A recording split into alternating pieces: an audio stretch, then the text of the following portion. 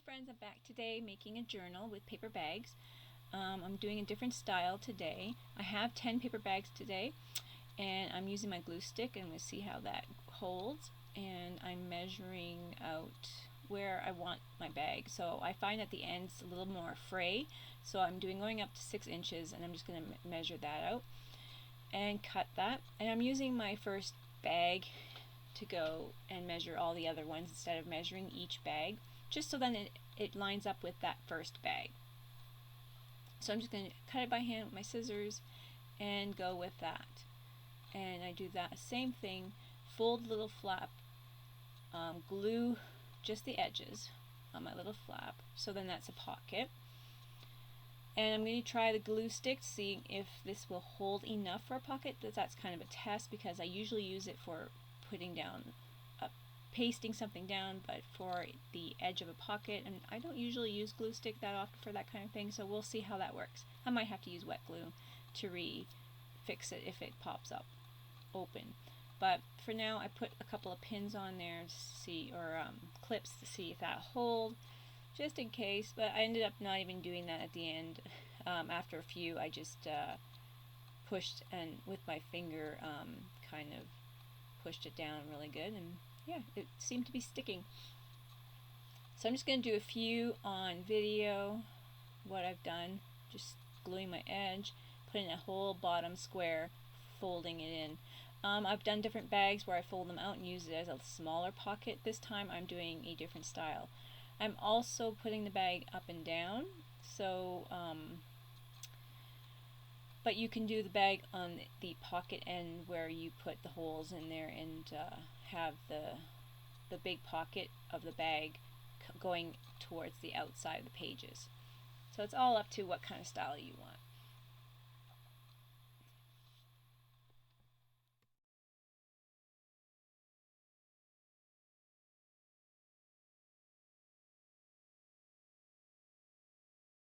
So I just used my first journal, lined them up. I actually am not sure if I did this on video or not. Line them all up with my first. I think I didn't. Sorry guys.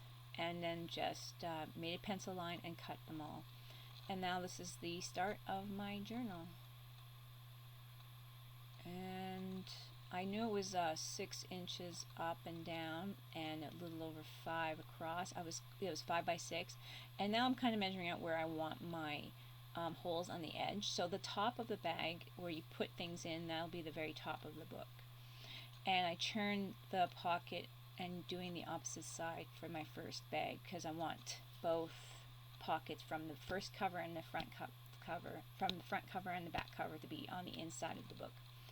And I'm using my first bag again to continue just getting all the other bags done. And I didn't realize I grabbed 2 bags at a time here, but then it worked really well, so I just kept doing the same thing where I ended up just grabbing 2 bags till the end, and then there was 1 bag to put a hole through, because I had 10 bags total. So I just did the same thing, lined it up using the other bag as my guide. Sometimes I had to clean out my little hole there because the paper bag got stuck, but that's what I was doing there. And yeah, it worked out pretty good lining them up that way. I was going to make a pattern there, and then I'm like, it's working. I'm not wrecking my first one. It's going pretty well. And then I realized, oh yeah, I could do 2 bags at a time, so that worked.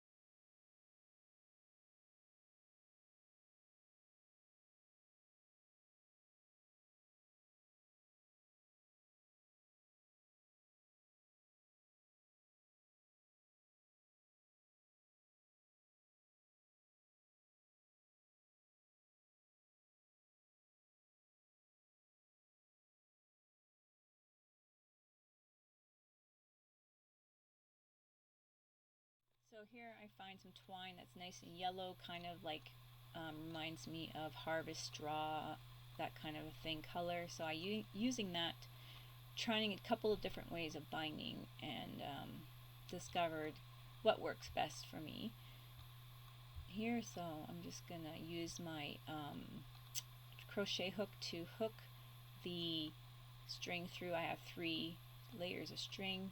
the same length, so then I can kind of decide if I want to braid them or what I want to do. I just want to look a little full, so I added 3. And then I just weave them through the top, doing the same thing, just using my crochet hook to pull it through each hole. I did tie a knot at the bottom here so then it wouldn't pull through, but I really didn't need to do that. I was not like, I don't know, I was kind of just going and thinking as I went, so I ended up untying that later on. But you know, you kind of think things through. So I usually use rings, and you can use rings for this, but I didn't have any of the right size, so I just decided to use this. So yeah, the crochet hook pulled it right through the hole, and this is a regular size hole punch hole. It's the bigger one on the crocodile or whatever that thing is that I punched, and I didn't realize I was out of view here, but I'm just going around and wrapping them around. I loosen them up and tie them a little bit, you know, move them around a bit after I get it all through and done by just loosening one end up and kind of like you do with laces and tying it up better. Just trying to figure out a style of what I want, because I don't want it too tight on the binding. So that's just playing around with that.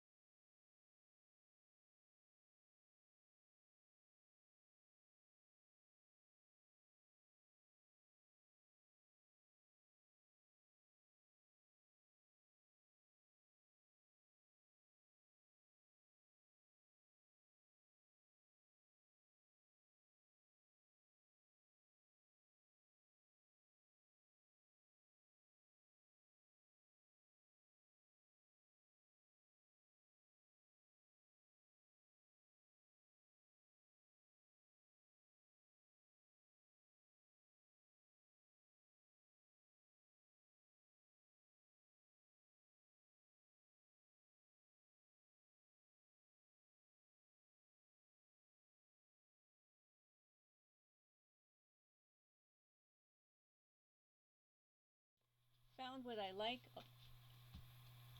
and yeah, I kind of just liked twisting it like this, and then I ended up tying a couple of strings just to hold it so I didn't have to tie a knot in it, because I didn't like the way it kind of kinked with a knot.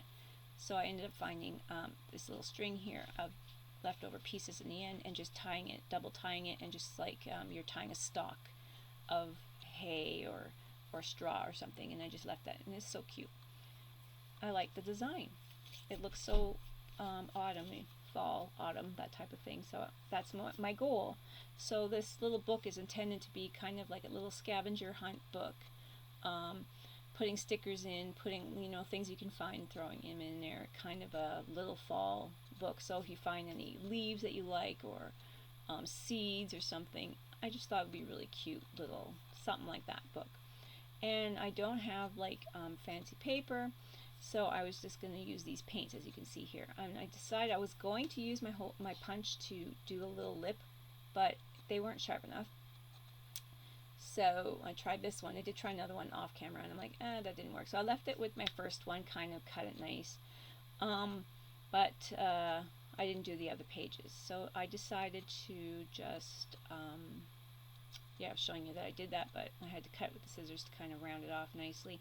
I decided just to add some paint instead of fancy papers, because that's all I pretty much have. I have some cute little napkins, but I didn't have any fancy scrapbooking Halloween papers, and I really wasn't willing to go buy any for Halloween or fall, autumn, and all that kind of stuff. So I just went with my favorite colors for this time of year, which are orange, yellow, and teal. It's like a peacock blue, green, and those are my favorites. And I probably could have done all of the pages beforehand, but I just decided to do it this way and go with the flow and add the paint as I went. I did my first page here, and then I continued with just the messy paint on all the other pages, but I kind of finished up my first page just here with you guys to show how easy it is just to throw something together. So I dried each layout after this too, each time with my heat tool, and then moved on. I didn't put too thick of paint where I couldn't move on. So I decided to grab some napkins, and I chose one, and then I just threw that on there. And I really like this cute little crow napkin. It has a little beige kind of bone color, and the other side's more like a white. I used the white one on the back at the end, but I don't think I have that on video. But I wanted to make a quick video just to show you guys the gist of these cute little bags you can use for seasonal stickers and papers and stuff you can stick, things you want to find. I'm decided I'm going to give this to my granddaughter and put some seasonal craft stuff in there for her, so then she can have her little stash of seasonal stuff in a little paper bag journal type book thing that can go on her bookshelf.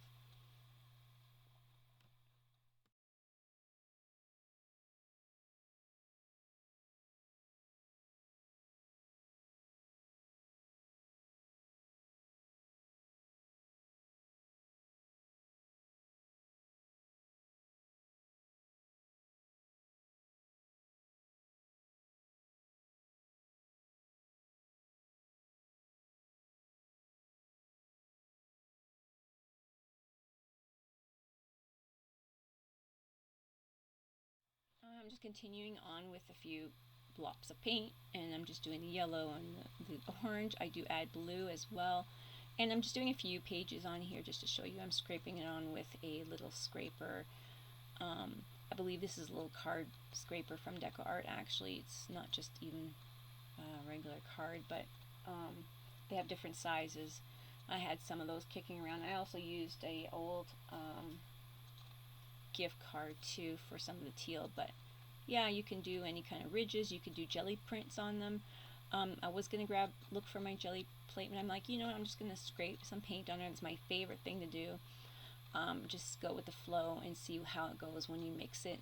And I used a few print things here as little rolls, plastic rolls from different cash machine things and book paper things from the library. When you have to send a book off, the little printout, they have those little black rolls for that, that holds that. So yeah, I just use different impressions like that.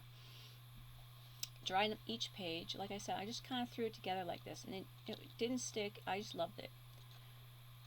Kind of mixing it up and making my nice little fall autumn colors. Here I used a stick, stir stick, and grabbed some teal that I used to stir red paint at one point, and just threw some teal on top just to be daring, just to have it a nice color. I love just splashing paint on her. A lot of times I'll just do the same thing with buttermilk and just start that off and just have a page started like that and leave it, and then once I want to go through a journal, I'll have something down. So here I'm just kind of showing you what I have. That's basically it so far at this point. I think I found a few different little stamps. Here's a Halloween cat. I have a few more Halloween stamps, but I just found a few different things that I liked, corner stamps and stuff, and just added some ink to it.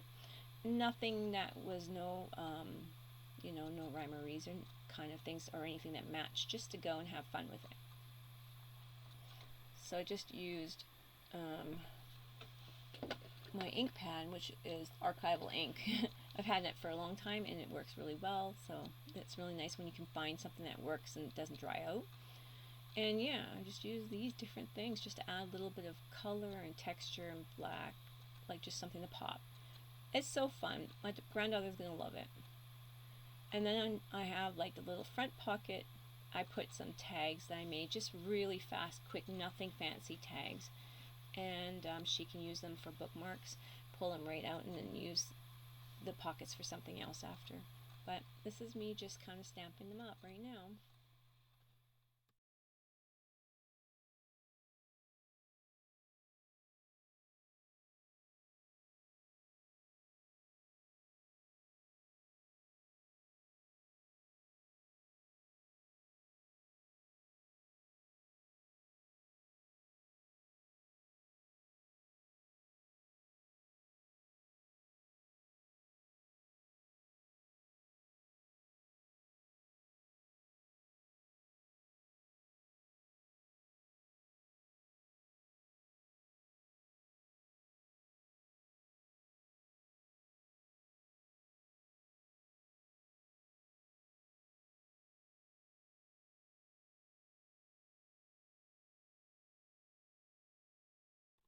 here's kind of just going through it before I put some of the tags in. I thought I was just going to leave it at that, show the pockets a bit, but I decided to kind of play with it a little bit more just to show you how you could dress it up a little bit more. It doesn't make sense. It's not like the greatest style. It's just something fun and whimsical as I went. I could have put more thought into it, put paper napkins on each page if I had them. I could put like fancy paper on them and that kind of thing, but I didn't. I just did what I had lying around.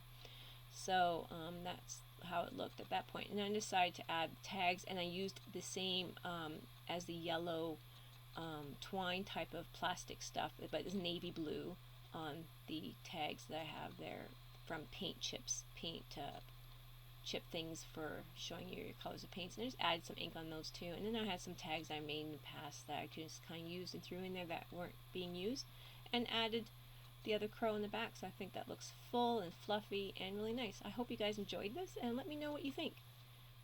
And like I said here, I'm just showing a few different napkins, and yeah.